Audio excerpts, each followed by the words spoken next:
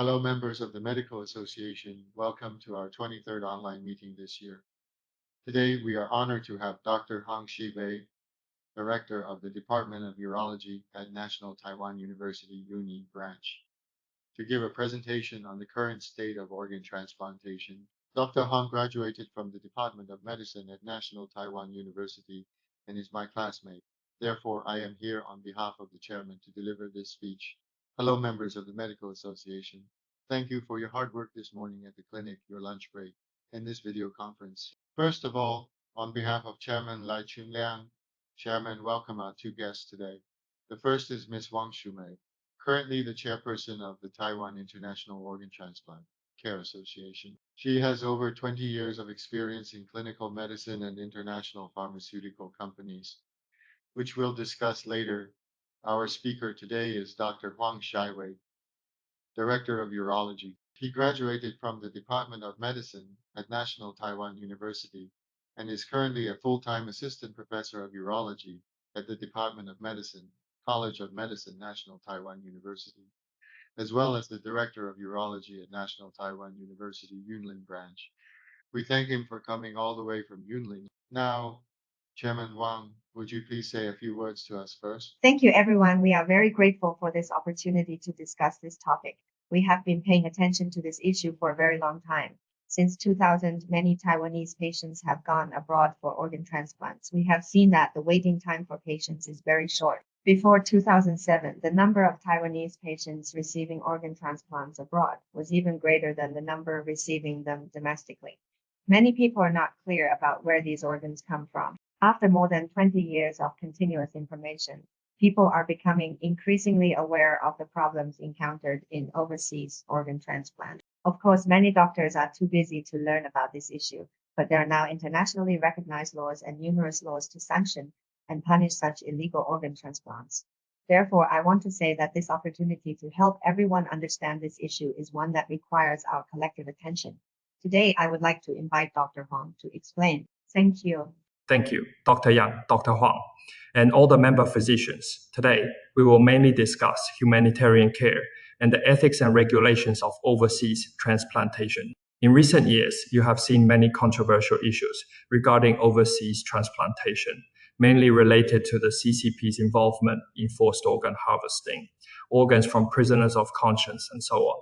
You may have some questions about these issues, so I will give you a brief explanation. I have been concerned about this issue for over 20 years. Since 2001, I have noticed some patients from National Taiwan University going to China for organ transplant surgery, and I have been researching this issue since 2006. When we talk about medical ethics, we start with the Hippocratic Oath, and then move on to the concept of rights after World War II, due to the human experiments conducted on Jews by Nazi doctors. This led to the formation of the ethical framework we have today, which includes 4 major ethical principles. We all take an oath when we become physicians. Our physician's oath is mainly derived from the Geneva Declaration after World War II. One of its clauses states that even under threat, I will not use my medical knowledge to violate humanity. This was in response to the actions of Nazi doctors during World War II. Therefore, organ transplantation is also established within this ethical framework. From the very first day of this procedure, we have imbued it with a high value representing human solidarity, the joy of a life's death leading to a new life. Therefore, we not only value the patient's joy, but also how that life ends, whether it conforms to transplant ethics. While organ transplantation is developing globally, mainland China is also developing its own. However, unlike Western countries, it lacks their ethical framework. They operate under communism. So from the outset, it is collectivist. They emphasize that your money belongs to the state, your land belongs to the state, and your organs and corpses belong to the state. The only difference is whose organs the state requisitions for transplant surgeries. Therefore, we see that from the very beginning of their transplantation efforts, starting in 1978, they directly requisitioned organs from executed prisoners. They had no organ transplant regulations, no donation system, and no concepts like brain death or heart death. What we see from the outside world is a provisional regulation issued in 1984 by 6 ministries regarding the use of the corpses or organs of executed prisoners. Specifically, how to use organs from executed prisoners. However, we all know that organs are far from sufficient to meet the needs of any single country. Even in the United States, a major transplant country, there is still a significant shortage. So what can be done? Most governments probably turn a blind eye to their citizens undergoing organ transplants overseas. Starting in the 1990s, Taiwanese people began traveling to mainland China for organ transplants, following in the footsteps of people from Hong Kong and Macau due to shared language and culture. Initially, the number was small, but it suddenly surged to over 100 kidney transplant recipients in 2000. The first peak occurred in 2002, followed by a decline in 2003 due to SARS, and then another peak in 2005.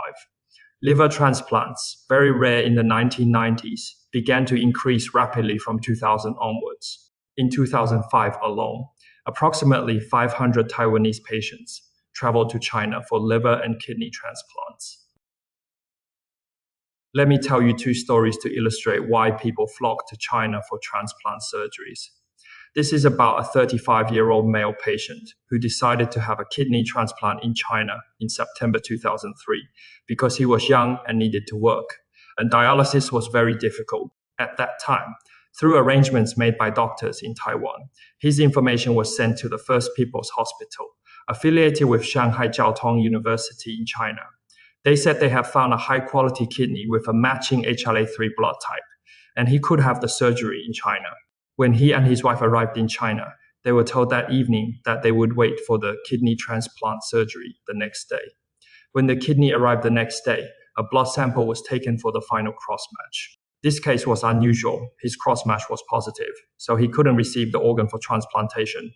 Otherwise, it would cause hyperacute rejection, and the kidney was discarded. The doctor told him to wait for the next kidney. He waited 2 weeks, and a total of 4 kidneys were delivered, but all of them had positive cross-matches, so he did not have the surgery. Because he needed to work, he decided to return to Taiwan first. By March of the following year, feeling ready, he took a long leave from his company. The Taiwanese doctor helped him send his medical records to a hospital in China, where they found a kidney with a HLA-5 matched. He went to China to prepare for surgery, but the next day, the same thing happened again. When the kidney arrived, a blood sample was taken, and the cross-match was positive again. This kidney was discarded. The doctor suggested he undergo plasmapheresis to remove the antibodies from his blood. But the Taiwanese doctor told him not to, as there were plenty of kidneys available in China, and he should continue waiting. He would definitely get one. He waited another 3 weeks. And finally, with the 4th kidney, the cross-match was negative. So he successfully underwent surgery and returned to Taiwan, although it was the first affiliated hospital of National Jiao Tong University. Its transplant department was outsourced to the Fuzhou General Hospital of Nanjing Military Region, and the doctor informed him that these organs came from executed prisoners. This is a story about a broker who specialized in brokering for hospitals in the Guangzhou Economic Development Zone Hospital. He tells a story to illustrate the situation at the time. He said that once hospital staff went to retrieve donor kidneys, but a blizzard delayed their flight. So when the kidneys arrived at the hospital, there were 8 kidneys in total. The doctors examined them and found that the quality of these 8 kidneys was poor due to prolonged cold ischemia, so they discarded them, saying they would wait for the next batch of 8 kidneys to arrive. At that time, everyone referred to kidneys as kidneys, and the official source of organs was death row inmates. HLA-3 matching was required at least. At that time, 1 kidney cost 5,000 RMB. We all know that they had a supply bank of death row inmates, organized by province. So if they couldn't find one in one province, they had to go to another, which took more time. Back then, they called it stir-fried kidneys. If a kidney wasn't of good quality, it was discarded because there were too many. At that time, they went to hospitals or transplant centers operated by the People's Liberation Army. At that time, a kidney transplant cost about $6,000 to $8,000 for a Chinese person, but it cost $28,000 for a Taiwanese person, which is about 1,000,000 NT dollars. This phenomenon isn't limited to Taiwan. It is prevalent in Japan, South Korea, Southeast Asia, Singapore, the Middle East, and even Western countries. Since 2000, there has been a surge in organ transplant surgeries in China. The number of transplant clinics in China has skyrocketed from over 100 to over 800. Brokers almost universally know to find hospitals affiliated with the People's Liberation Army PLA or hospitals run by PLA doctors to perform transplants, ensuring organ availability. The common explanation is that the organs come from executed prisoners. Chinese doctors explain that there are two types of executions in China: immediate execution and a 2-year reprieve. Most executed prisoners receive a 2-year reprieve, allowing for organ transplants to be performed according to the patient's needs. At that time, a kidney or liver cost 5,000 RMB. Chinese doctors promote their organ transplant surgeries at various events, from international conferences to private gatherings. Unlike other less developed countries, China can perform not only kidney transplants, but also liver, lung, heart, pancreas, cornea, and even multiple organ transplants. They are a major transplant nation. At that time, it wasn't just patients worldwide, but also those in mainland China. I remember 2 stories. One story, as everyone knows, involves a large number of dialysis patients in Taiwan. A manufacturer of dialysis medical devices wanted to expand into China. Feeling the Taiwanese market was saturated, they conducted market research in China in 2006 and reported that Taiwan had 500 dialysis centers and 50,000 dialysis patients. However, their research showed that China only had about 100 dialysis centers with 50,000 dialysis patients, which seemed very strange. The brokers said that Chinese people didn't do dialysis. They only needed kidney transplants. At that time, many underground hospitals in China were performing transplant surgeries. The 2 famous hospitals, the Tianjin Organ Transplant Center and the Shanghai Changzheng Hospital, specifically mentioned the chaos in China's organ transplant industry. They said that 10 to 20% of their liver transplant patients were from failed liver transplants in township hospitals, similar to regional hospitals, requiring an emergency second transplant. Therefore, there were many underground hospitals in China at that time performing transplant surgeries. So the quality and medical care were questionable. Against this backdrop, China had a continuous supply of organs, and its organ transplant success rate was quite good. However, many underground hospitals performed transplants. So when a legislator had a successful kidney transplant in China, he wanted to promote Taiwan health insurance reimbursement for Taiwanese people doing kidney transplants in mainland China. At that time, our Minister of Health, Chen Chien-jen, expressed his disagreement. His first point was that there were many unqualified hospitals performing kidney transplants in mainland China, and the success rate in China was unclear. That was the first point. Secondly, it might involve the issue of organ trafficking, but because Taiwan had used organs from executed prisoners, we didn't think using organs from executed prisoners was a major problem at the time. We can see many celebrities going to China for liver and kidney transplants, returning with great success and making headlines for their transformed lives. At that time, the biggest controversy in the medical community was how they obtained organs from executed prisoners. Because in Taiwan, doctors knew we had obtained organs from executed prisoners, but we encountered technical problems. We couldn't meet the requirements for death donor rule.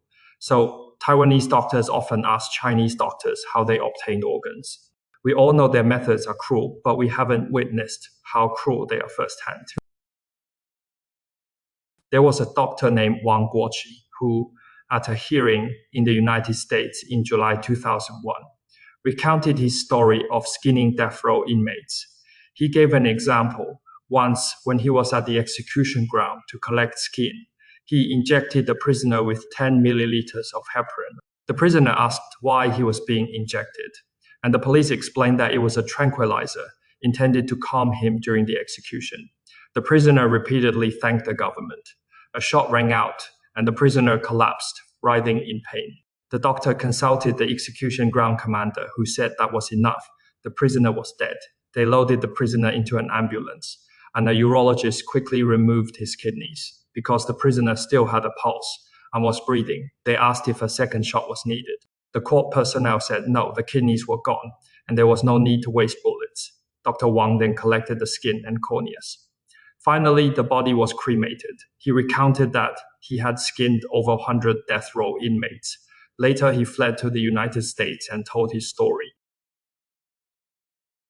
Despite this controversy, Taiwan still lacks organs, so many patients still travel to China for transplants. This matter continued until the 9th of March 2006, when Peter, a senior media professional from a Japanese-Chinese joint venture television station, went to the United States to expose a fascist concentration camp in Sujiaton, Shenyang, Liaoning province, which held 6,000 Falun Gong practitioners. He claimed that the practitioners' organs were harvested while they were still alive, sold, and then cremated. About a week later, a woman named Annie, who worked at the Liaoning Provincial Hospital of Integrated Traditional Chinese and Western Medicine and was an accountant, stated that her husband, a neurosurgeon, had harvested corneas from 2,000 Falun Gong practitioners between 2001 and 2003.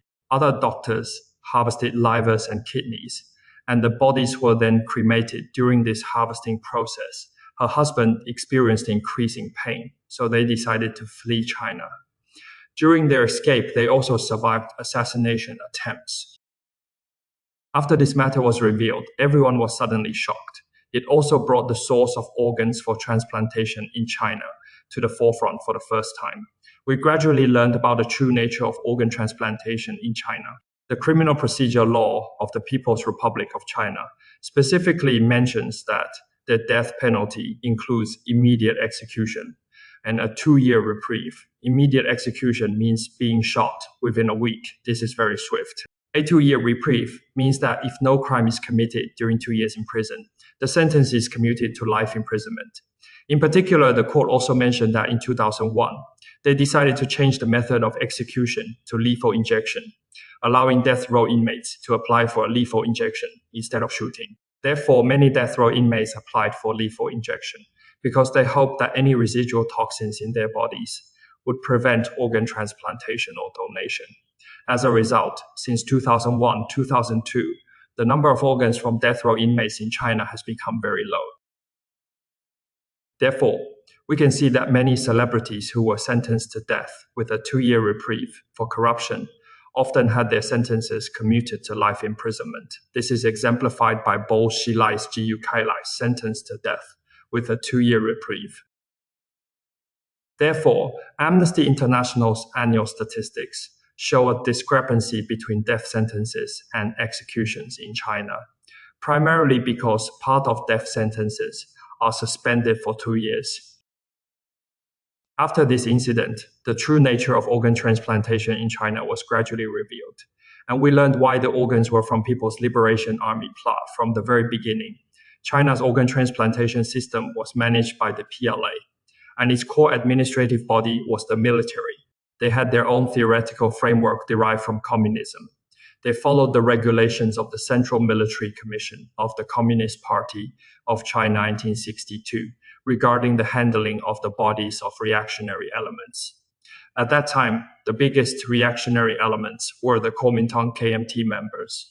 According to the needs of national and socialist development, reactionary elements could be subjected to corresponding revolutionary treatment. They were required to establish resource recycling systems in every province to collect the bodies of these reactionary elements for disposal. During the Cultural Revolution, this was mainly for consumption, and later various projects and production operations were established. In 1984, organ transplantation from these reactionary elements was legalized, so the options were either direct organ harvesting and cremation, or fake execution, followed by transplantation and cremation. After 1992, the bodies of these reactionary elements entered various industrial raw materials because human tissue is important in many fields, especially medical field. Human body components have become a crucial raw material. So from the very beginning, China's organ transplantation program used organs from reactionary elements to satisfy the needs of China's elite and wealthy. After 2000, with an abundance of organs, it could satisfy not only China, but also the wealthy and powerful people worldwide, while also making transplant surgery accessible to ordinary Chinese citizens at a relatively low cost. In Taiwan and South Korea, many of the intermediaries are medical professionals, while in other countries, this business is largely run by Chinese embassies and gang groups. Only after this incident did the dark secrets slowly come to light.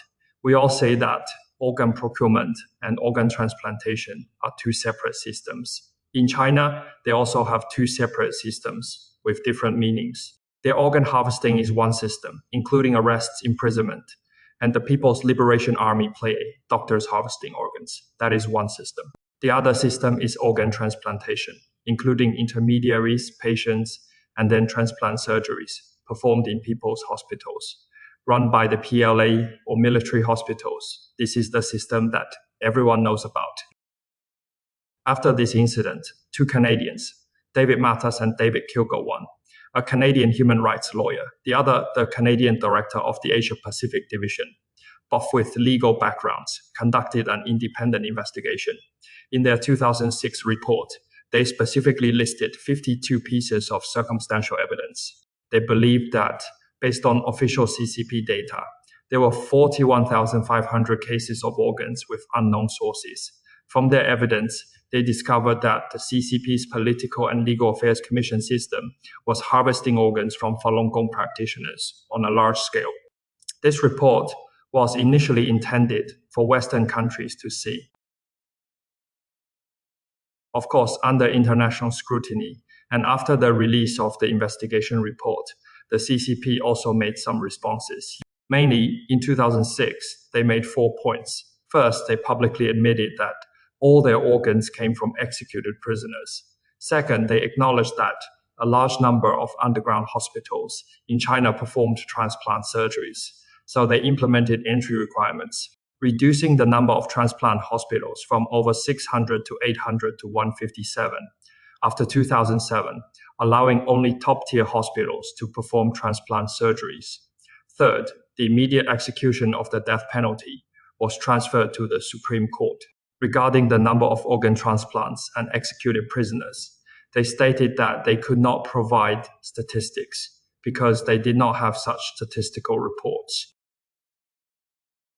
At that time, Taiwan Ministry of Health and Welfare also quickly introduced an ethical code, mainly hoping that all medical personnel would not participate in any form of mediation. Following this, the medical community issued the Istanbul Declaration, revised the World Health Organization guidelines, and the Madrid Resolution.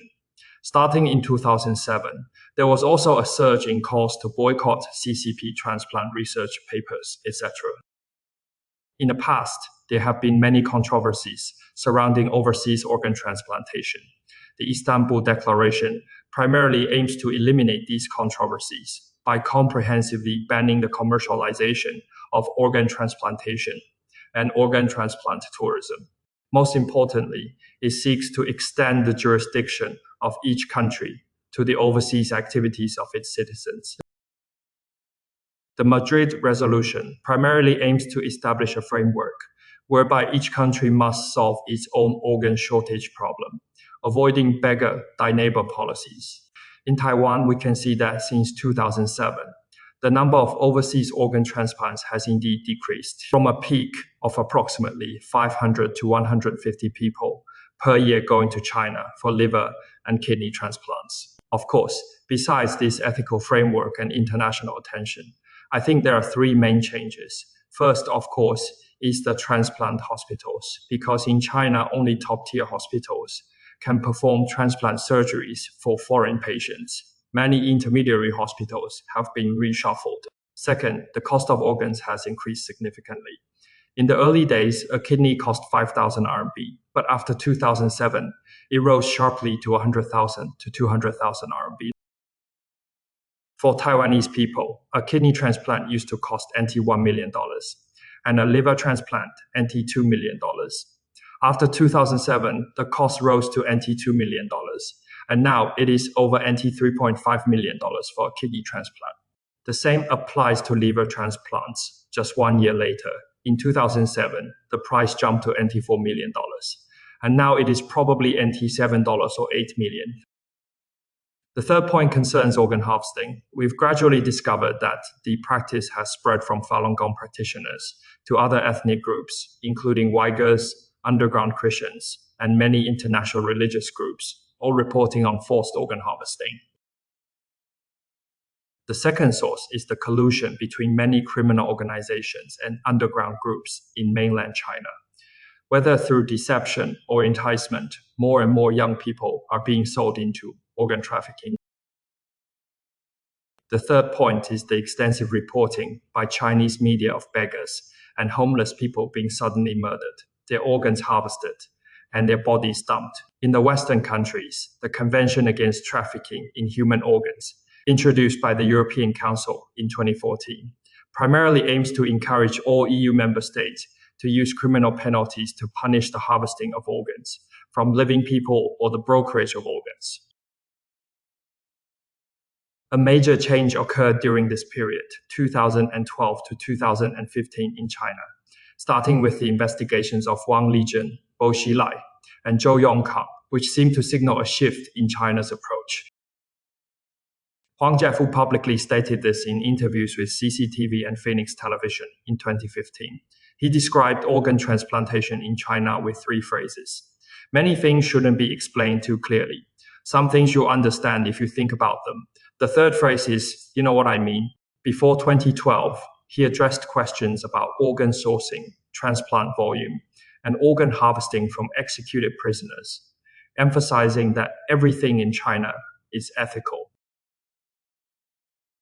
In 2015, he specifically mentioned that organ transplantation in mainland China is a dirty profit chain. He specifically stated that all organs were provided by Zhou Yongkang. Who is Zhou Yongkang? Everyone knows that from 2002 onwards, he was the Minister of Public Security and Secretary of the Political and Legal Affairs Commission. During Jiang Zemin's persecution of Falun Gong, Zhou Yongkang was the main executor.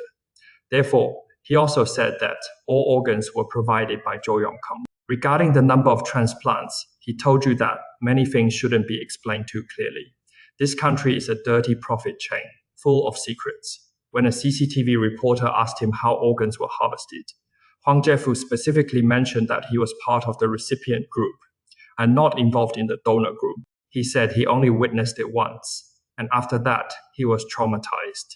The reporter asked why he was traumatized, and he replied that many things shouldn't be explained too clearly. Doctors, after all, are there to save lives. He said, go and see organ harvesting, and you'll understand. Do you understand? He also stated that China needs to change, with two major changes. One is China's promotion of the Belt and Road Initiative and the Chinese model of organ transplantation. The second is China's establishment of an organ donation system. During this period, our government also amended our regulations on human organ transplantation, mainly with two objectives. First, we hope to prohibit or reduce overseas transplant tourism and criminalize intermediaries. Second, we require mandatory registration for those returning from overseas transplants. So from this point on, when we logged into the system, we had a very clear number in those 4 years from July 2015 to July 2019. There were a total of 360 registered overseas transplants, of which 95% were still performed in mainland China. We registered which hospital and which doctor performed the organ transplant surgery. But we found some problems with the registration. Some information was inconsistent. Also, Taiwanese people started going to Cambodia for organ transplants. Mainland China also claims that their transplantation system is changing, declaring to foreign countries that they are changing what? Interestingly, they explicitly stated in their donation system that their OPOs are different from those in other countries like Spain and the United States. They are not independent legal entities. They are based on medical institutions, with each hospital acting as its own OPO. Therefore, they specifically mentioned that their organ allocation supervision and management system uses information technology is government, industry autonomous, and hospital self-inspected. This means that from that time on, their system was established so that each hospital finds organs, reports organ transplants, and reviews them themselves. As for how to report the information, each hospital is responsible for that. They need to understand and know how to report effectively. So from that time on, we can understand how it works from a few things. One of the most famous examples is Zhang Shusen. From Zhejiang University, one of his papers was retracted by a journal, mainly because it mentioned 536 ethically compliant liver transplants. This number was questioned. After the questioning, Huang Jiefu pointed out that Zhejiang University only had 113 cases in the system, and the paper was fabricated. Simply put, they only logged 113 cases in the system, but the paper published 563 liver transplants. So after his paper was retracted, the journal stated that it would never accept his paper again. Secondly, you'll find that mainland Chinese media have started reporting on many hospitals engaging in fake organ donations and actual organ theft. Hospitals are colluding to steal organs. However, recently, in 2024 to 2025, 3 incidents have occurred that have given us a better understanding of what is happening with organ transplantation in China. The first is about Luo Shuaiyu, an intern in the organ transplant department of Xiangya No. 2 Hospital. He was murdered in 2024, jumping from a building. After his suicide, his parents publicly stated that he had collected a lot of hospital information on his computer. Luo Shuaiyu revealed 2 things. First, the hospital's emergency room trauma ward was called a morgue, where many people were brought in under false pretenses, and their organs were harvested. He discovered that these people were arranged to be brought into the hospital for organ harvesting. Second, he was assigned to find organs from 12 children, which he refused. They needed organs from 12 children. He was eventually killed for collecting data, and it was later discovered that he wasn't the only one. His parents publicly stated that several interns had committed suicide during that period. Secondly, we can see that a woman recently went to Germany and stated that her organs were harvested at the first affiliated hospital of Zhengzhou University. She went to the hospital for a cold, and the doctor advised her to be hospitalized for examination and treatment. During her hospitalization, she was told she had a fungal infection and needed a chest tube. Later, during surgery, while the chest tube was inserted, her entire left lung was removed. Only later did she discover that the hospital had lied to her because they needed her organs. After failing to get help in China, she fled to Germany to tell her story and her escape. The third example is a nurse from a hospital in Wuhan, Hubei province. She publicly stated that in China, every large hospital, from the moment a patient enters for a minor illness or a checkup, begins testing them with a blood sample. Once an organ is selected, they might use various pretexts to harvest it. The entire hospital system cooperates with doctors to remove organs, and the patient might then believe they are simply ill. She specifically mentioned that the entire industry chain has expanded from judicial donors to all hospital patients. A single patient undergoing a checkup or health examination might end up having their organs harvested. The entire hospital is complicit, from the party secretary and hospital director down to all the doctors. Everyone is involved. Therefore, in recent years, we have seen many news reports from mainland China, and Taiwan also frequently reports on missing persons. So today, whenever a citizen or child goes missing in mainland China, their parents begin to worry that their organs have been harvested. For hospitals in mainland China, organ transplantation has always been their most important revenue-generating department. Many hospitals specifically mention that organ transplantation revenue is their most important source of income. They all have publicly available prices. Another change is that, starting in 2015, mainland China also began to expand organ transplantation to Belt and Road countries.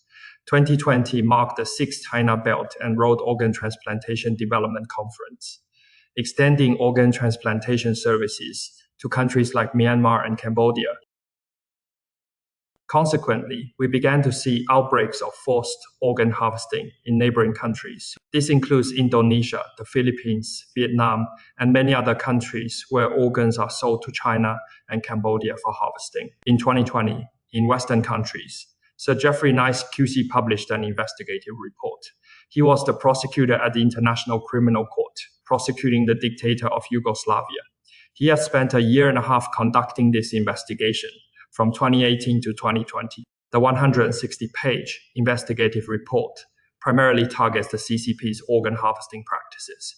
It states that the CCP has committed crimes against humanity by harvesting organs from living Falun Gong practitioners on a large scale. As a prosecutor, he believes this report is sufficient to prosecute Beijing in the International Criminal Court. However, prosecuting Beijing in the ICC requires the consent of the 5 permanent members of the Security Council, which the CCP would absolutely not agree to. Nevertheless, the report has been widely cited by international organizations and governments worldwide due to its credibility. This report, in particular, offers a glimpse into the situation in Western countries. One woman featured in the report is Yufei Di, a journalist well known in Taiwanese media circles. She is European, born in Hong Kong, and speaks fluent Mandarin. From 2010 to 2017, she was the New York Times Beijing correspondent. In her testimony to the Chinese court and Senais, in 2019, she specifically mentioned that her investigation revealed the CCP's use of organs from prisoners of conscience, primarily Falun Gong practitioners, is a well-established fact, at least within the medical community. She found that the CCP's so-called December 2014 ban on involuntary organ donation may have been ineffective, or even untrue, merely a deception of Western countries. Most notably, she specifically mentioned the New York Times' strong dissatisfaction with her investigations. And in 2017, the New York Times, disregarding the advice of its regional editors, decided not to promote her. She resigned from the New York Times in June 2017 because the newspaper did not want her to investigate any allegations of organ harvesting by the Chinese Communist Party. Her investigative report and testimony presented to the criminal court and Senais offer a glimpse into the attitudes of some media companies in Western countries. A special mention should be made of Michael Pillsbury, who visited China with Nixon when he was only in his early 20s. He was initially considered a staunch supporter of Beijing, a scholar, very pro-Beijing. However, after 2000, he discovered something. In his book, Fund a Centennial Marathon, he specifically mentioned extensive training of Chinese scholars and experts by Western countries. They divided the Chinese Communist Party into doves and hawks. The doves were mostly scholars and experts who had studied in the US, Europe, and Australia. The hawks were those who inherited the Communist Party's legacy. They believed these doves were China's future hope and associated with them, considering the hawks inflexible and not the mainstream. Later, after 2000, the US gradually realized that the hawks were actually influencing US policy, while the doves were being used to deceive the US. Therefore, starting in 2007, the US political and intelligence communities began to believe that the US needed to change its policy towards China. The real change began with Trump in 2016. However, when the US political and intelligence circles began to feel the need for change, they suddenly discovered that the business, media, and academic communities were unwilling to change because everyone was moving towards China and no one wanted to change. So, as I mentioned, the ethical framework for organ transplantation in mainland China is quite different from ours. The Communist Party has neither a Western nor a traditional Eastern ethical framework. We know that traditional China had the Confucian physician, meaning you had to become a Confucian scholar before becoming a Confucian physician, like the female physician in Daizhangjun.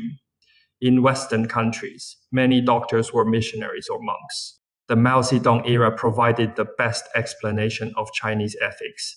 He said that Chinese medical ethics was about saving lives and practicing revolutionary humanitarianism. This was their medical ethics. Therefore, Mao Zedong often mentioned the issue of 9 fingers versus 1 finger, how to view socialism in the medical field, like organ transplantation. He said that developing organ transplantation was correct. All 9 of our methods were correct. Only 1 was wrong. Don't emphasize that 1 finger. Just like organ transplantation, we emphasize our technology and our outcomes, not whose organ is sacrificed for the transplant surgery. In mainland China, we know that many doctors aspire to join the Communist Party, Therefore, for doctors, what truly guides them is not medical ethics, but the entire party. We can see that the Communist Party oath specifically mentions that they must keep party secrets, carry out party decisions, fight for communism for life, sacrifice everything, and never betray the party. Therefore, within hospitals, the party committee and party secretary firmly control the doctors. So in recent years, it is not just Dr. Wang Guoqi we just mentioned. There is also Onwo Todai, a doctor from Xinjiang, who also participated in organ harvesting. His story was mentioned in the European Parliament in 2012. Including Dr. Zhang Zhe, an intern at the Shenyang Army General Hospital, who recently came to Taiwan and also shared his story of participating in organ harvesting. They all specifically mentioned that for them, they were carrying out tasks assigned to them by the party, and they had no right to refuse. Moreover, they had to keep it a secret for life. So in their process of leaving China, they all faced the process of fleeing and being hunted down. Before 1999, China's organ sources were primarily death row inmates. However, it was later discovered that they were mostly political prisoners and prisoners of conscience. From 2000 to 2006, the main source was Falun Gong practitioners. By 2007, the source had gradually spread beyond Falun Gong practitioners to other religious groups, ordinary people, and the organ trade. By 2015, young people and hospital patients had become a significant source. Following Sir John Nicey's investigative report, the World Medical Association issued a special statement in 2020 on preventing and combating organ transplant crimes. We no longer consider this merely a violation of medical ethics. It is a criminal act related to organ transplantation and how to prevent and combat. It is crucial. Therefore, in 2011, some international human rights groups issued a World Declaration on combating and preventing live organ harvesting. The main point was that they believed legislation should be enacted to severely punish the crime of live organ harvesting, an atrocity that is difficult to imagine for humanity and the medical community. Early legislative movements focused on amending organ transplant laws, but in 2022, Canada also passed a bill to combat the illegal harvesting and trafficking of organs. The US House of Representatives passed a bill to stop forced organ harvesting in 2023. The 2004 US Falun Gong Protection Act also specifically addressed forced organ harvesting, including freezing the assets of those involved, banning them from entering the US, and imposing criminal penalties. These two bills are currently being debated in the US Senate. Once passed and signed by Trump, they will become US domestic law. In conclusion, I want to summarize that the biggest change in modern medical ethics was the inclusion of the concept of human rights. After World War II, we specifically mentioned never again. When summarizing why the Nazi genocide of Jews occurred, ignorance and indifference were particularly noteworthy. Our ignorance of Nazi dictatorship and its brutality, and the fact that humanity is extremely indifferent to its victims, is why Reverend Martin Luther King Jr.'s tombstone specifically mentions, in the beginning day, he mentioned that the Nazis persecuted everyone: communists, social democrats, trade unionists, Jews, etc. And because he wasn't one of them, he chose to remain silent until the very end. When the Nazis arrested him, no one spoke up for him anymore. Organ transplantation in mainland China is somewhat similar. From the beginning, when Falun Gong practitioners were subjected to large-scale organ harvesting, everyone remained silent. Many Chinese people thought, I just don't want to be a Falun Gong practitioner, without thinking too much about it. Later, it gradually spread to other ethnic groups. And today, many hospital patients are having their organs harvested. Suddenly, everyone feels as if they are experiencing it firsthand, as if they feel danger. This is a gradual process. In short, ignorance and indifference have caused this tragedy. I mainly want to share with you today the evolution of overseas organ transplantation in mainland China over the past 20 years. Thank you for your attention. We thank Dr. Huang for giving us such a wonderful speech. Although the content was quite heavy, do any members have any questions they would like Director Huang to answer? Please feel free to ask your questions online. if you don't have any questions right now, I'd like to ask one first. I've recently received many messages from friends saying that Jet Li supposedly underwent an organ transplant, and then suddenly claiming that he doesn't have any wounds or incisions on his body. I wonder if Director Huang has any research on this. Let me tell you, there are two extremely bloody fields in mainland China: organ transplantation and regenerative medicine. How do they do it? I want to tell you a story. We know that Dr. Zhang Zhe came to Taiwan recently. He had participated in live organ harvesting. He specifically told me a story when he was an intern at the Shenyang Army General Hospital, working in the urology department. He was involved in live organ harvesting. He was terrified afterward, so he dared not go into surgery or stay at the PA Army General Hospital. Later, he went to an ordnance hospital working in pediatrics. He mentioned the situation in pediatrics, saying that once they did regenerative medicine, they used a large syringe and needle to extract the liver from a newborn baby, and then injected it into the liver of a patient with cirrhosis or liver failure. That was their regenerative medicine practice. Of course, the final outcome was that after the baby's liver was removed, they killed the baby and told the family that they had given birth to a stillborn child. He switched from surgery to pediatrics only to discover how they treated fetuses, especially when their organs or tissues were needed. Everyone knows that during that period, the CCP shut itself off and did everything themselves. So I asked Dr. Zhang, is this effective? He said it seemed quite effective. Of course, fetus livers contain many stem cells and progenitor cells, which we all know. No other country, often a physician, could do this. Back then, the Communist Party handled many things behind closed doors in China. Later, we learned about their methods. Over the years, I've often talked about this. Regardless of organ transplantation or regenerative medicine, they have their own ideas. They have a longevity project called Project 981. Starting with Mao Zedong, they've been thinking about how to make this leader live forever. Of course, it was very difficult in the past because technology wasn't so advanced. Later, with the reform and opening up, a large number of Chinese doctors went to Western countries to learn new technologies. Global pharmaceutical companies and doctors around the world had extensive exchanges with the CCP. A large number of patients came to China with this need, and so on. So what was once a problem within China, closed off, has now become a problem for all of humanity because everyone is involved. The same goes for regenerative medicine in China. In the early days, they couldn't even make a name for themselves in replicating technology. Later, they went to the West to learn Western technology extensively. They were very smart and learned very well.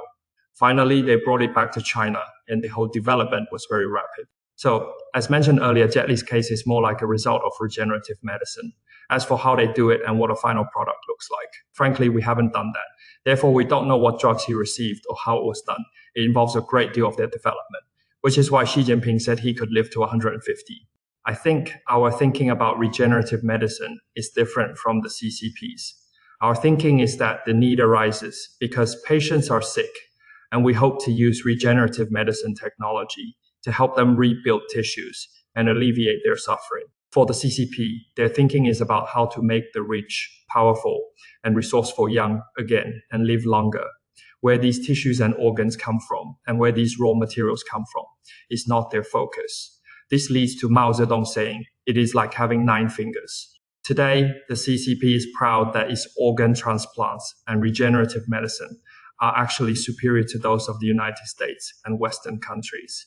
As for who is sacrificed, that is not a topic to discuss because no one in China cares about that issue. What they care about is the level of their technology. Then our member, Dr. Lin, asked if the main point of this lecture was to tell everyone to have a normal transplant, so as not to encourage unhealthy practices. Is that the point? I think that is the main point. I think it should be said this way.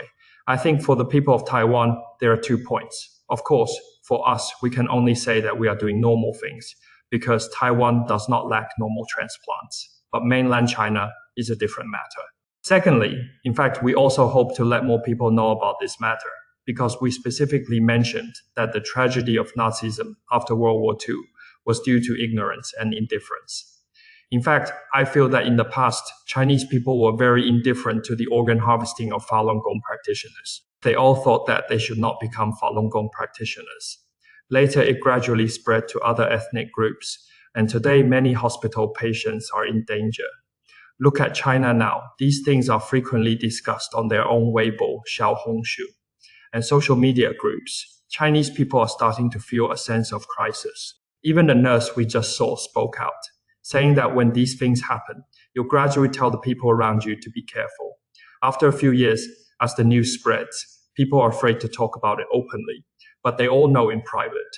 Everyone is very scared. Many people say, don't go to the hospital if you are not sick. Many people know this, and Chinese people are starting to feel very nervous.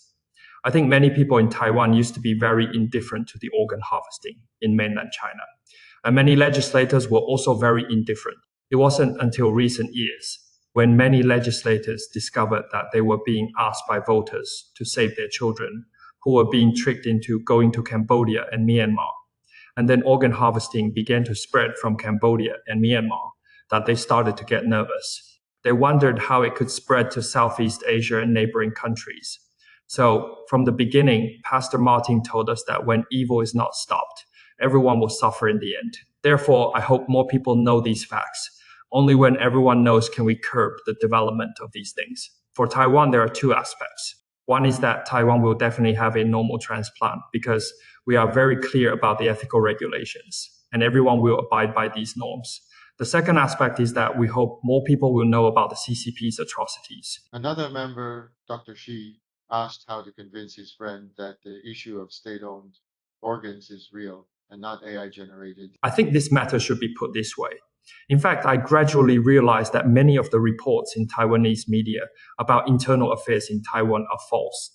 Because Taiwan is so free, you can spread rumors without consequence. You need to understand that people in mainland China face the risk of being persecuted for whatever they say. This includes Dr. Zhang Zhe and Annie, who told her story. She said that her husband was involved in the organ harvesting from 2,000 Falun Gong practitioners. When they wanted to leave China, her husband suffered from insomnia for a period of time. He couldn't sleep and started discussing with his father, a high-ranking official, hoping they wouldn't continue. Her father was also a high-ranking official, and her husband was the child of a CCP martyr. The Communist Party selects its own people to do these things, its own soldiers. She specifically mentioned that when they wanted to leave China, the process of being persecuted was extremely frightening for them. So after Dr. Zhang Zhe fled to Canada, he hid for 18 years, only daring to speak publicly about these things in 2023. He hid for 18 years, terrified. I told my doctor, I think even doctors can understand those 3 sentences Huang Jiefu said.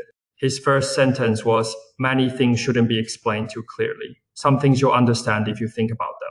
Finally, he said, you understand. So don't tell me you don't know where the organs came from.